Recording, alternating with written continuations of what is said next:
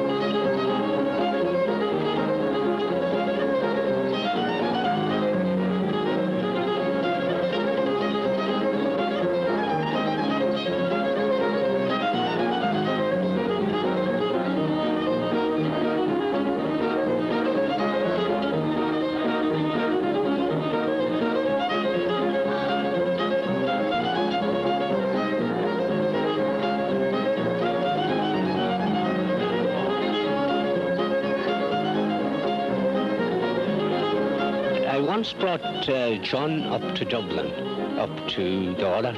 As far as I can recollect now, it was the year 1948.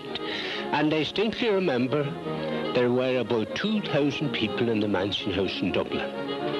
And I knew that John's number was 16, the number that he got for the competition.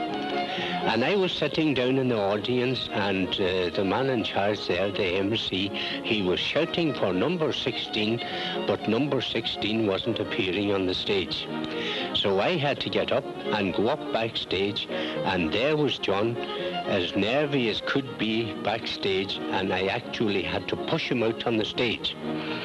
And he did go out, and really and truly, when he did get out, he played one of the best selections that I have ever heard any traditional fiddler playing since or before.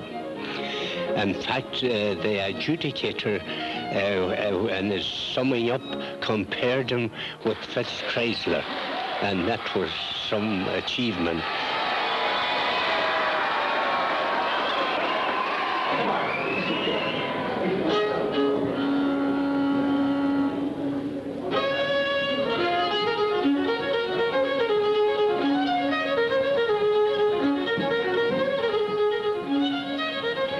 Fiddle playing at dances and balls was a great, it was a great boon for us at the time, you see, it was indeed. I and one or two of the brothers would play. There was a big night to be here, say in Killybegs, and then that night we would be employed then that same night to play maybe in Duncannelly for another appointed night, and so on like that.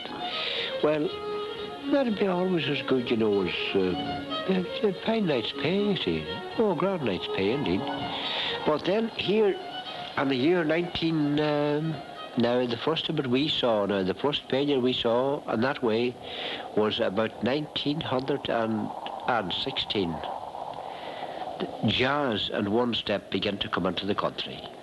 And here, the style of music that was played for jazz, and of course we didn't go in for that style of music very much.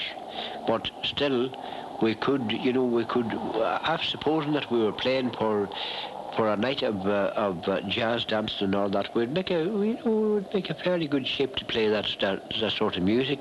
And then when playing that, we wouldn't touch on anything traditional at all. No Irish traditional music at all. There's something like We Have Got No Bananas Today, or Hi Johnny, Ho Johnny, Who Do You Love, and all that sort of one-step stuff, you know. And we played that, of course. And then, of course, here's the next thing then that come up against us was the dance bands and the big halls. The big halls, you see. The big halls were too large entirely for the tone of two violins. Now, the tone of two violins wouldn't be sufficiently loud to fill any large place, you know. And so then I had to try and do other kinds of things, various kinds of things, you know. I could do a very good bit of business with my two hands in the way of trade, and repairs, doing repairs, making some new stuff for shops and for people, orders and all that.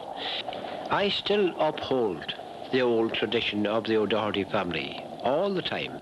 I go to the places where my father and mother and brothers and all were acquainted, and where they were all invited and people expecting them to come and visit now and again.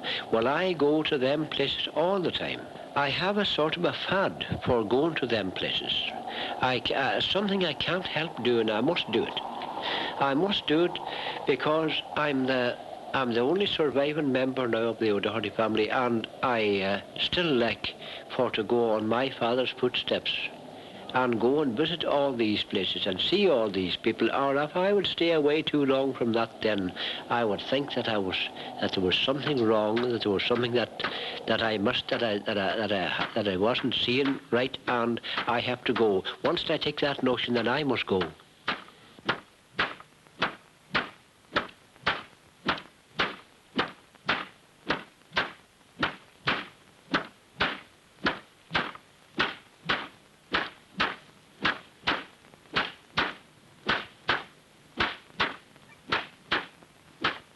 One of my stopping places in Clohan and Glenfin.